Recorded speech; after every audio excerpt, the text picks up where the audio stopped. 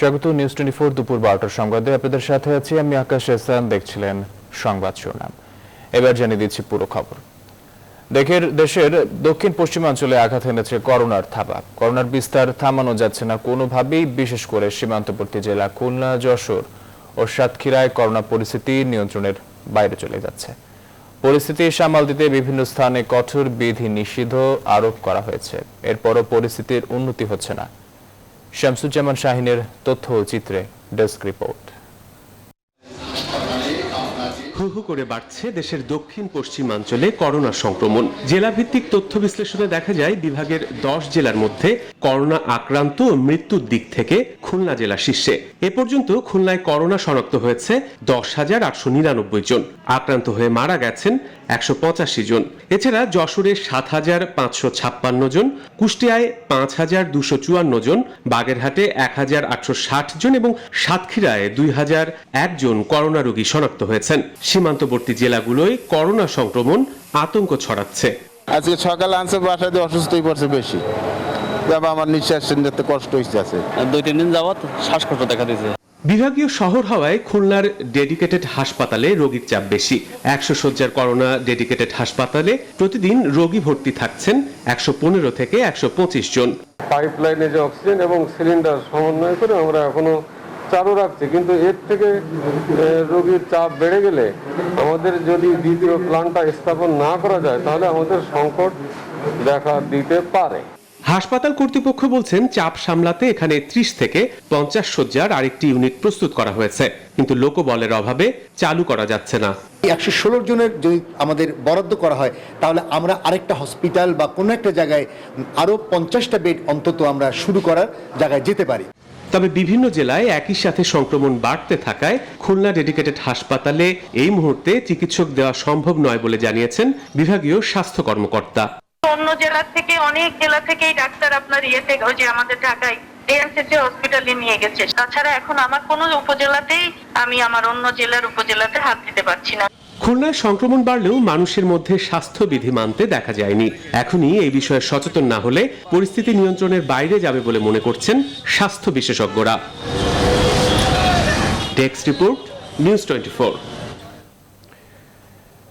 রাজশাহীর পরিস্থিতি জানাতে যুক্ত হচ্ছেন সহকর্মী কাজী শাহিদ। জানতে চাচ্ছি আপনার কাছ থেকে, রাজশাহীতে আজও 8 জনের মৃত্যু হয়েছে। এখানে পরিস্থিতি এতটা ভয়াবহ কেন, কি বলছেন সংশ্লিষ্টরা, বিস্তারিত জানাবেন।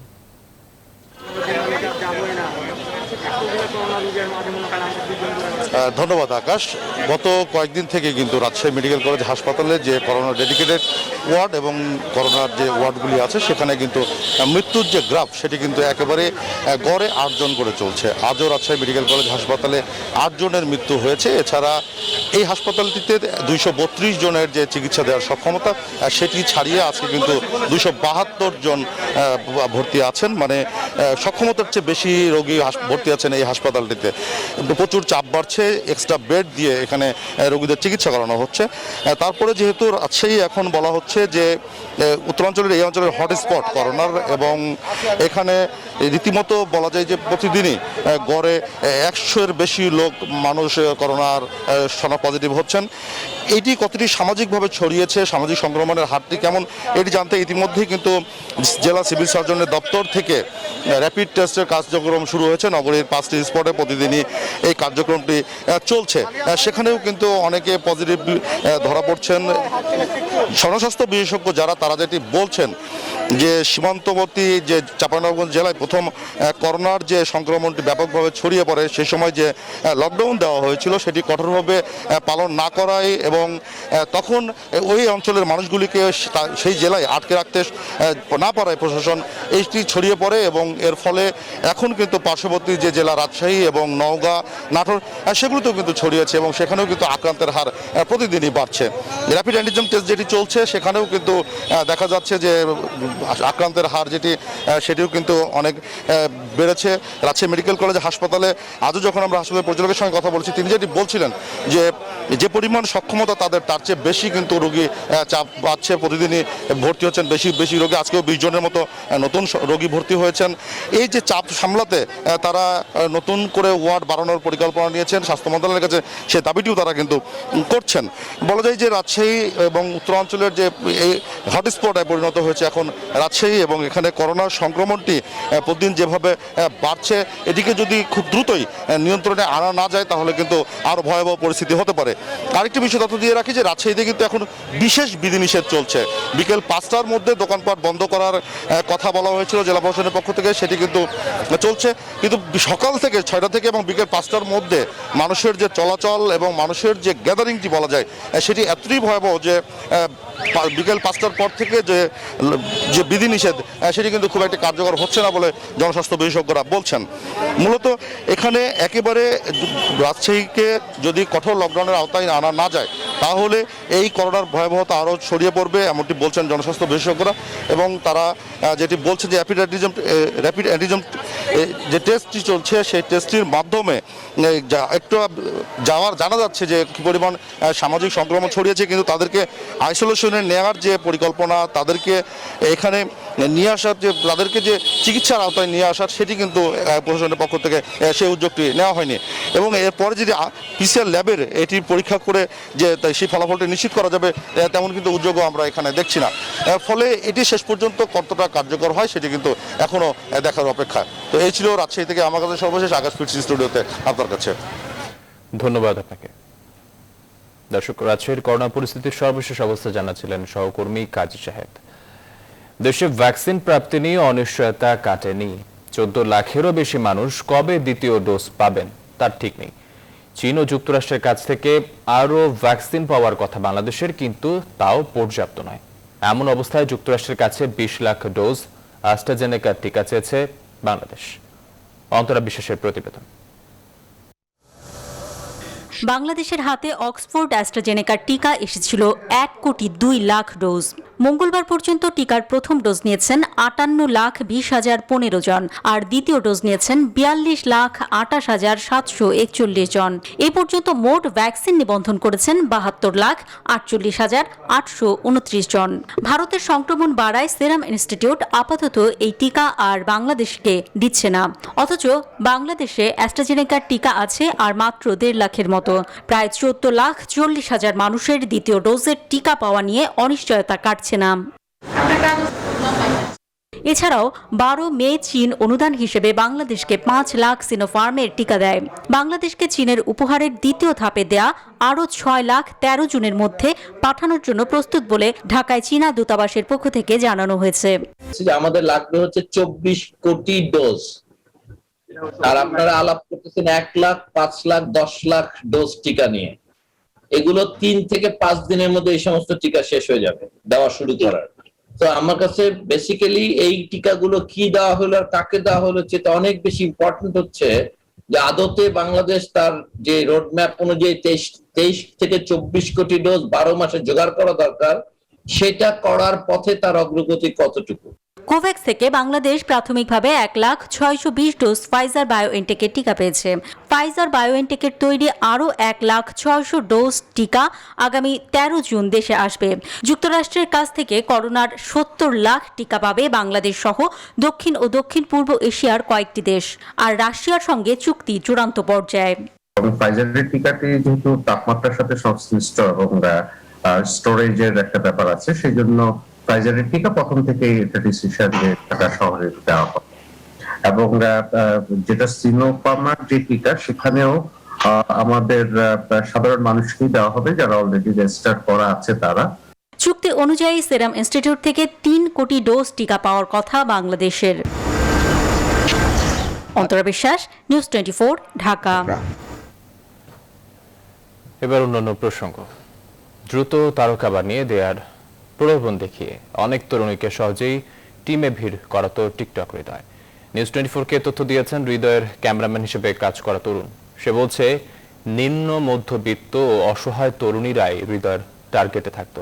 তার দাবি এসব তরুণীকে যে ভারতে পাচার করা হতো সে বিষয়ে সে জানতই না। পুলিশ বলছে ভারতে গ্রেপ্তার হৃদয় ও তার সহযোগীদের দেশে আনতে আইনি প্রচেষ্টা অব্যাহত রয়েছে তাদের গডফাদারদের খুঁজে বের করার চেষ্টাও। বিস্তারিত মাসুদা লাবণীর প্রতিবেদনে।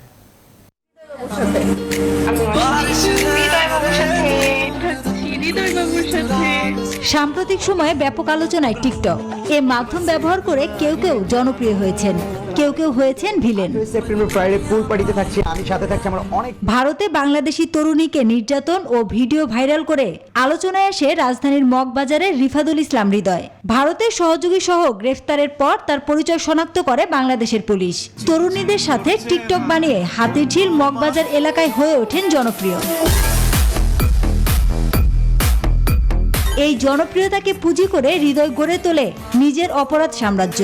নিম্নবিত্ত পরিবারের মেয়েদের টার্গেট করে হ্যাং আউট পুল পার্টির নামে নিজের চক্র গড়ে তোলে। নিউজ 24 খুঁজে পেয়েছে এক তরুণকে, যে হৃদয় টিকটক বানাতে ক্যামেরাম্যান হিসেবে কাজ করেছে। ও আমার বলছে কিছু টাকা দিবে, ঠিক আছে আমি টাকার জন্য কি 4-5 দিন ওর সাথে ভিডিও করি, রেস্টুরেন্ট আর বিভিন্ন জায়গায় ভিডিও করতো, মানে অনেক মেয়েই ছিল। এই যুবক জানায় অনেক তরুণী জনপ্রিয় হতেই হৃদয়ের সাথে টিকটক বানাতো। যারা ভিডিও করতে আসে, টিকটক করতে জানা চায়, ঠিক আছে, তারা তো এইটাই স্বপ্ন দেখে যে টিকটক করে টিকটক সেলিব্রিটি হব। দাবি করেন টাকার বিনিময়ে কাজ করত, নারী পাচারের বিষয় ছিল অজানা। আমি শুনছি বেশ কিছু মেয়ে নাকি ওর সাথে বাইরে যাওয়ার কথা ছিল, ঠিক আছে, আর হৃদয় বাবু যে এগুলো করতো আমি জানতাম না। পুলিশ বলছে ভারতে গ্রেফতার হৃদয় ও তার সহযোগীদের দেশে আনতে চেষ্টা অব্যাহত রয়েছে। তারা উদ্দেশ্যমূলকভাবে কিছু কিছু মেয়েদেরকে বাছাই করে তাদেরকে উন্নত জীবনের স্বপ্ন দেখিয়ে তাদেরকে ঢাকার বাইরে, বিদেশে, ইন্ডিয়াতে বা অন্য জায়গায় উন্নত কাজের স্বপ্ন দেখিয়ে তাদেরকে বিদেশে পাচার করেছিল। সাতক্ষীরা ও যশোর সীমান্ত দিয়ে তরুণীদের ভারতে পাচার করা হতো, পরে বাধ্য করা হতো প্রতিতাবৃত্তিতে। আমরা নজরদারি রাখছি। মাসুদা লাবণী, নিউজ 24, ঢাকা। দর্শক, এই মুহূর্তে নয়াপল্টনে একটি অনুষ্ঠানে বক্তব্য রাখছেন বিএনপি মহাসচিব মির্জা ফখরুল ইসলাম আলমগীর। আমরা সরাসরি যাচ্ছি সেখানে। আপনার আফটার বানু কালো কাপড় পরে আসেন, কালো কাপড় পরে এসে যখন আপনার যে ফাস্টিং শেষ হয় ওই সময় তিনি একটা গান শুরু করলেন নিজেই। আর্টিস্টদের দিয়ে তো গান গাওয়াতে হয় না আপনার শিল্পীদেরকে দিয়ে, ওই সময় উনি ওই গান শুরু করলেন। ওই গানটাতে তিনি যখন শুরু করলেন, আস্তে আস্তে আস্তে সমগ্র স্টেডিয়ামের লোক ওই গান গাইতে শুরু করলো এবং আপনি এমন গাইতে শুরু করলো যে সারা স্টেডিয়াম জুড়ে ইনকিলাব জিন্দাবাদ, ইনকিলাব জিন্দাবাদ স্লোগান উঠতে থাকলো। ইনকিলাব জিন্দাবাদ মানে জানেন? বিপ্লব জিন্দাবাদ। এক সময় আপনার অথরিটি এত ভয় পেয়ে গেল যে তারা লাইট টাইট সব অফ করে দিল, ওই আপনার মাইক্রোফোন অফ করে দিল, সাউন্ড অফ করে দিল। তখন মানুষ 50,000 মানুষ সমানে গাচ্ছে একই গান। এটাকে বলে আপনার প্রতিবাদ, এটাকেই বলে ওই যে আপনার যেটা বললাম যে আপনার জ্ঞান থেকে, আদর্শ থেকে ওই জিনিসগুলো আসতে হবে। আজকে জিয়া রহমানকে যতই চেষ্টা করুক মুছে ফেলা যাবে না তো তাকে। তো জিয়া রহমান তো আমাদের ইতিহাসে, আমাদের রক্তে, আমাদের মজ্জায় চলে গেছে। তার জন্য আমাদের কোন আইন লাগে না, সংবিধান লাগে না, আমাদের মানুষের মাথায় মাথায়, মগজে মগজে, রন্ধ্রে রন্ধ্রে, রক্তে রক্তের কণিকায় কণিকায় জিয়া রহমান। যে জিয়া রহমান এই দেশের স্বাধীনতার ঘোষণা দিয়েছিল, জিয়া রহমান এই দেশে গণতন্ত্রকে ফিরিয়ে এনেছিল, যারা গণতন্ত্র হত্যা করেছিল তাদেরকে সরিয়ে বহুদলীয় গণতন্ত্র চালু করেছিল, মানুষের অধিকার ফিরিয়ে দিয়েছিল এবং এই বাস্কেট কেস, বটমলেস বাস্কেটটাকে তিনি উপরে টেনে তোলার চেষ্টা করেছিলেন। এগুলো বললে ওদের মেজাজ খারাপ হয়। চীনের সঙ্গে প্রথম সম্পর্ক স্থাপন করেছিল কে? জিয়া রহমান। সৌদি আরব সহ সমস্ত মধ্যপ্রাচ্যের সঙ্গে সবচেয়ে সম্পর্ক স্থাপন করেছিলেন কে? জিয়া রহমান। কে এই দেশে উদ্বৃত্ত ফসল উৎপাদন করে বিদেশে রপ্তানি করতে শুরু করেছিলেন কে? জিয়া রহমান। 10 বছরে 4 বার সময় পিছিয়েও ঢাকা এলিভেটেড এক্সপ্রেসওয়ে প্রকল্পের অগ্রগতি মাত্র 26%। নতুন সময়সীমা অনুযায়ী আগামী 2 বছরে শেষ করতে হবে বাকি 74% কাজ। তারপরও সব জটিলতা কাটিয়ে এই সময়ের মধ্যে প্রকল্প শেষের ব্যাপারে আশাবাদী প্রকল্প পরিচালক। তবে তাতে সংশয় দেখছেন বুয়েটের অধ্যাপক ডক্টর শামসুল হক। প্লাবন রহমানের রিপোর্ট। করোনার মধ্যেও এমন স্বাস্থ্যবিধি মেনে চলছে রাজধানীর অন্যতম মেগা প্রকল্প ঢাকা এলিভেটেড এক্সপ্রেসওয়ে প্রকল্পের কাজ। 1 বছরেরও বেশি সময় ধরে করোনার সঙ্গে অনেকটা খাপ খাইয়ে ধীরে হলেও এগুচ্ছে প্রকল্প। আমাদের প্রজেক্টের ভিতরে করোনা নাই, ইনশাল্লাহ। সময় নষ্ট হচ্ছে না, কারণ প্রতিদিন আমরা আমাদের গেটে ঢোকার জন্য ওদেরকে মাস্ক দিচ্ছি। রাজধানীর শাহজালাল আন্তর্জাতিক বিমানবন্দর থেকে তেজগাঁও পর্যন্ত এলাকায় এখন এমন কর্মতৎপরতা।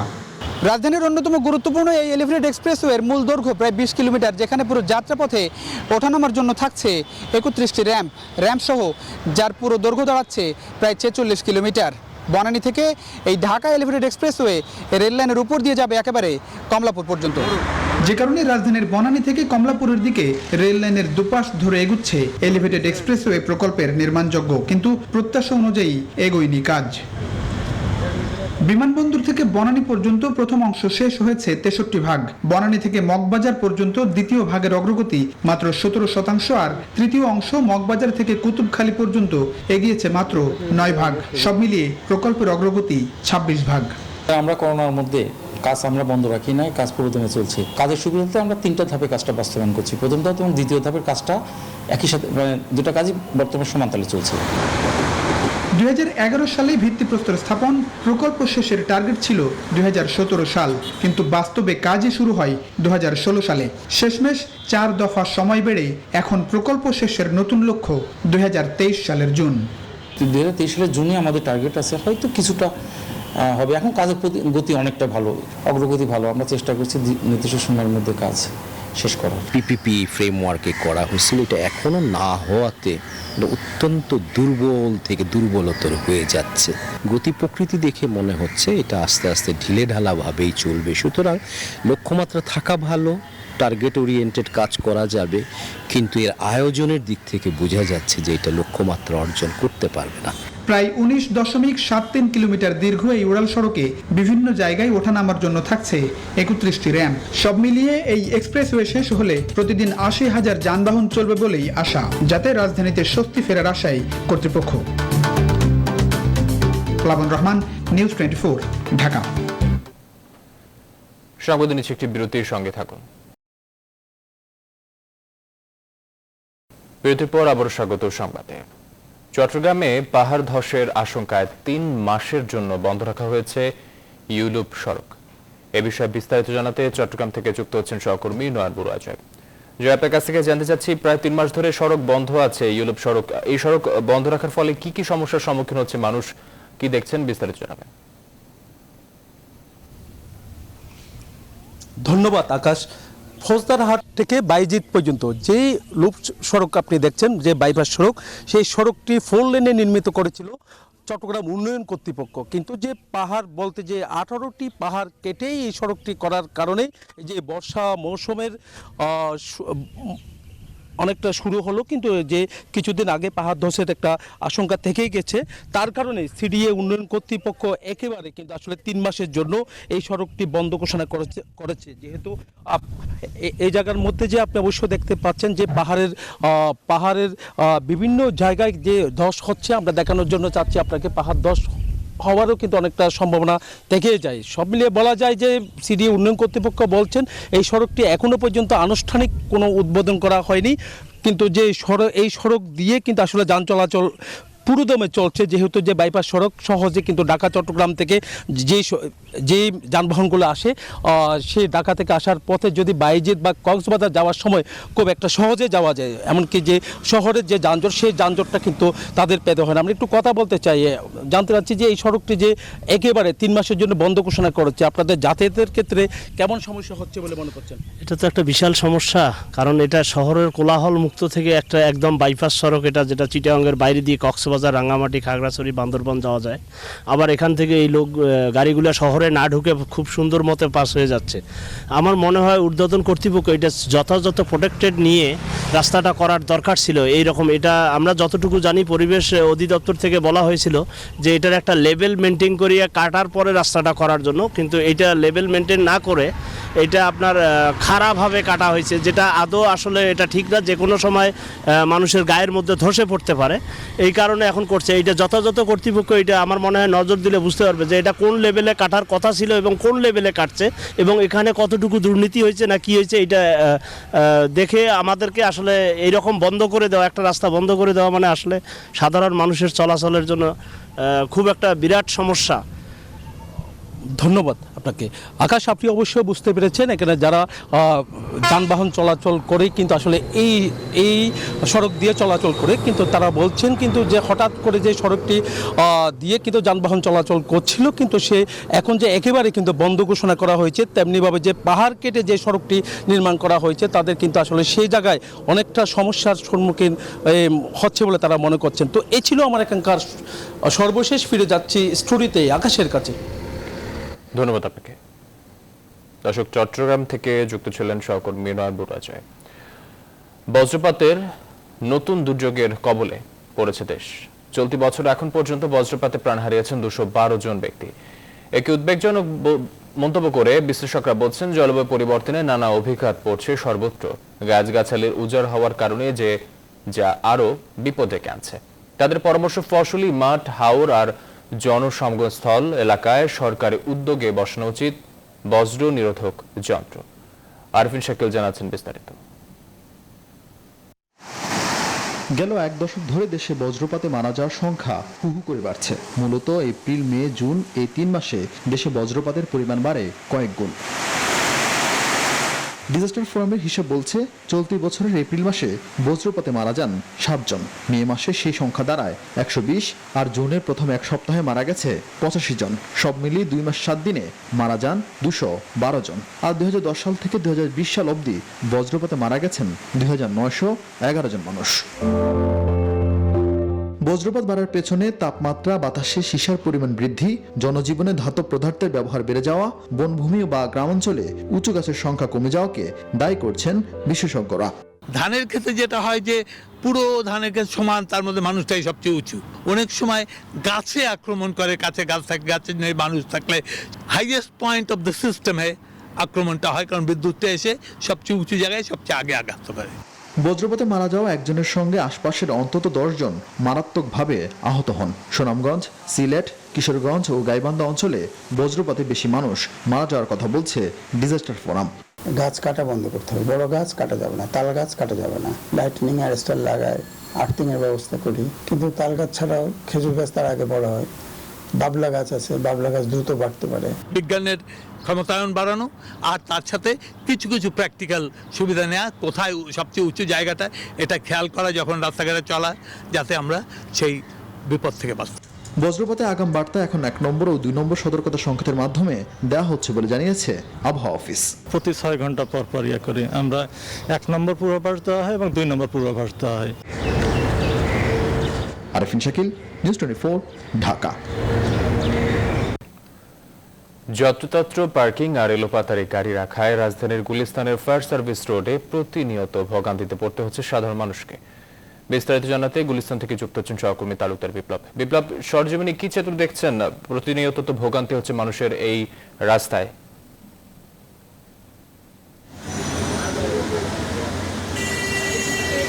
যে আকাশ, আমি রয়েছি রাজধানীর বঙ্গবাজার পাশেই, যে এখানে যে ফুলবাড়িয়া যে বাস টার্মিনালটি রয়েছে, সেই বাস টার্মিনাল থেকে শুরু করে বঙ্গবাজার ফায়ার সার্ভিসের যে রাস্তাটি, সেই রাস্তার চিত্র আপনি এই মুহূর্তে বৃষ্টি হচ্ছে যদিও, কিন্তু বৃষ্টির আগ মুহূর্ত বা প্রতিদিন প্রতি মুহূর্তে এখানে যেই পরিমাণ যানজট এখানে লেগে থাকে, যার কারণ হিসেবে কিন্তু এখানে ফুলবাড়িয়া যে টার্মিনালটি রয়েছে, সেই টার্মিনালের যে বাসগুলো কিন্তু টার্মিনাল ছেড়ে তারা কিন্তু একেবারে বঙ্গবাজারের যে মার্কেটটি রয়েছে, বঙ্গবাজার মার্কেটে কাছে কিন্তু তারা চলে আসে, এবং যার কারণে এখানের এই যে রাস্তাগুলো রয়েছে, বিশেষ করে এই বঙ্গবাজার হয়ে নাজিরা বাজার যেতে যে রাস্তা বা রাস্তাটি, সে রাস্তা কিন্তু পুরোপুরি বন্ধ হয়ে কিন্তু এখানে যেই দীর্ঘ যানজট তৈরি হয়, সেই যানজটের চিত্র কিন্তু আসলে অসহনীয়। আপনি কিছুটা হলো আসলে এখানে যে বিভিন্ন জেলার যে পরিবহনগুলো আছে, এগুলো কিন্তু এই রাস্তা ব্যবহার করে কিন্তু তারা এখান থেকে বের হয়, এবং এখানে তারা বিভিন্ন জায়গায় যত্রতত্রভাবে গাড়ি পার্কিং করে রাখে। গাড়ি পার্কিং করে রাখার কারণে কিন্তু তারা কিন্তু এখানে যে রাস্তাটি যানজটের মুখে পড়ে এখানকার মানুষ, সেটি কিন্তু প্রতিদিনই কিন্তু ঘটছে। আসলে এখানে ট্রাফিক নিয়ন্ত্রণ সংস্থা রয়েছে, তারা এই ব্যাপারে তারা যে পরিবহনগুলো রয়েছে পরিবহনগুলোকে তারা এখান থেকে নিয়ন্ত্রণ করার চেষ্টা করেও কিন্তু আসলে এগুলোকে নিয়ন্ত্রণ করতে পারছেন না, এমনটি কিন্তু দাবি তাদের। এবং এই এলাকায় যত্রতত্র পার্কিং সহ নানা সমস্যার মধ্যে কিন্তু রয়েছে এখানকার যারা এই স্থানীয় এবং এই রাস্তা বা সড়কটি যারা ব্যবহার করছেন। তো এই ছিল আমার কাছ থেকে সবশেষ। আকাশ, আপনাকে ধন্যবাদ। মধ্যপ্রাচ্যের ঐতিহ্যবাহী পোশাক বিস্ত আবায়া তৈরি করা হচ্ছে বগুড়ায়। এখানকার দুটি কারখানা থেকে প্রতি মাসে 400 পিস পোশাক রপ্তানি করা হচ্ছে মধ্যপ্রাচ্যের বিভিন্ন দেশে। এখানে কাজ করে কর্মসংস্থানও হয়েছে শতাধিক নারী ও পুরুষের। আব্দুল সালাম বাবুর তথ্য ও চিত্রে ডেস্ক রিপোর্ট। এই চিত্র বগুড়ার একটি কারখানার। এভাবেই মধ্যপ্রাচ্যের ঐতিহ্যবাহী পোশাক বিস্ত আবায়া তৈরি করছে নারী পুরুষরা। জাপানের বিশেষ ধরনের কাপড়ের ওপর 5.5 ক্যারেট স্বর্ণখচিত জড়ি দিয়ে তৈরি করা হচ্ছে বিস্ত।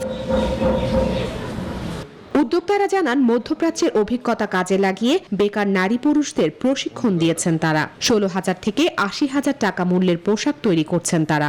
গেল 2014 সাল থেকে এই পোশাক রপ্তানি করা হচ্ছে মধ্যপ্রাচ্য সহ বিভিন্ন দেশে।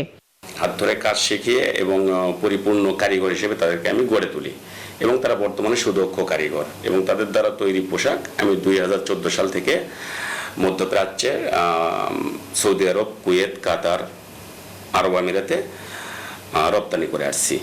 করোনা অফিসার আসতেছে না, মাল ছাড়তেছে না, এই যে একটা বিভ্রান্তের মধ্যে আমরা পড়ে গেছি, আমার কারখানাটা বন্ধ হয় ভাব। তো সরকার যদি একটু সুদৃষ্টি দেয় তাহলে আশা করা যায় আলহামদুলিল্লাহ আমরা অনেক উপরে যেতে পারবো।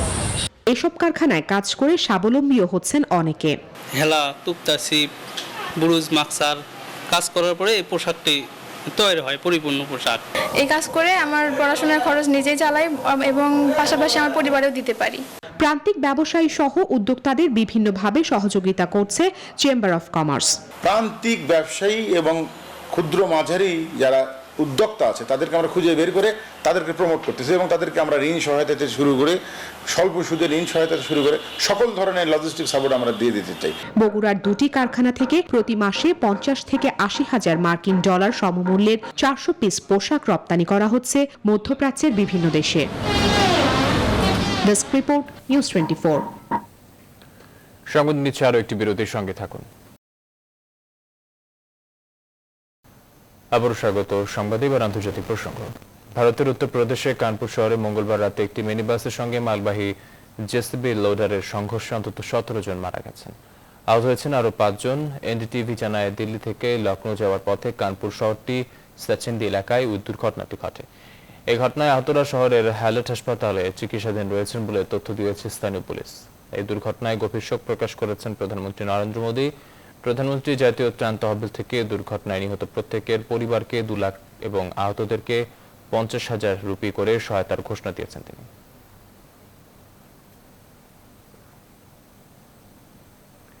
ইরানে আগামী 18 জুনে অনুষ্ঠিত হতে যাওয়া প্রেসিডেন্সিয়াল নির্বাচনের পরও বহির্বিশ্বের সঙ্গে দেশটির পরমাণু বিষয়ক আলোচনা নীতিতে কোনো পরিবর্তন আসবে না। মঙ্গলবার তথ্য নিশ্চিত করেছেন দেশটির ক্যাবিনেটের মুখপাত্র আলী রাবেই। সাপ্তাহিক সংবাদ সম্মেলনে তিনি বলেন, এ পরিস্থিতিতে এই যে ইরান আন্তর্জাতিক বাধ্যবাধকতা মেনে চলে তা বাস্তবায়ন করে দেখিয়েছেন তারা। ইরানের পরমাণু নীতি দেশের সর্বোচ্চ ধর্মীয় নেতা আয়াতুল্লাহ খামেনির দ্বারা নির্ধারিত অভ্যন্তরীণ উন্নয়নের সঙ্গে যার কোনো সম্পর্কই নেই এবং গেল এপ্রিলে শুরু হওয়া ভিয়েনা আলোচনার ক্ষেত্রেও একই নীতি অনুসরণ করবে নতুন সরকার। এর আগে 2018 সালে পরমাণুর এই চুক্তিটি থেকে সরে এসেছিলেন সাবেক মার্কিন প্রেসিডেন্ট ডোনাল্ড ট্রাম্প।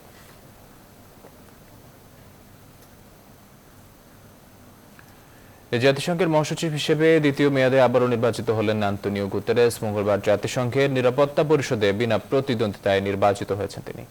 পর্তুগালের সাবেক প্রেসিডেন্ট গুতেরেস 2017 সাল থেকে জাতিসংঘের মহাসচিবের দায়িত্ব পালন করে আসছেন। এবছর মহাসচিব পদে অন্তত 10 জন প্রার্থীর দৌড়ে ছিলেন, কিন্তু 193টি সদস্য রাষ্ট্রের পক্ষ থেকে কাউকে আনুষ্ঠানিক সমর্থন না দেয়ায় তাদের আর কেউ প্রার্থী হতে পারেনি। এস্তোনিয়ার রাষ্ট্রদূত স্টেভেন জুগেনসন জানান, নিরাপত্তা পরিষদের রুদ্ধতার বৈঠকে 72 বছর বয়সী গুতেরেসকে দায়িত্ব দিতে সর্বসম্মতি পাওয়া গেছে। সেই সাথে সাধারণ পরিষদের কাছে সুপারিশ করার পক্ষেও এক প্রস্তাব পাশ করা হয়েছে। খুব শিগগিরই সাধারণ পরিষদের অনুমোদন হয়ে যাবে।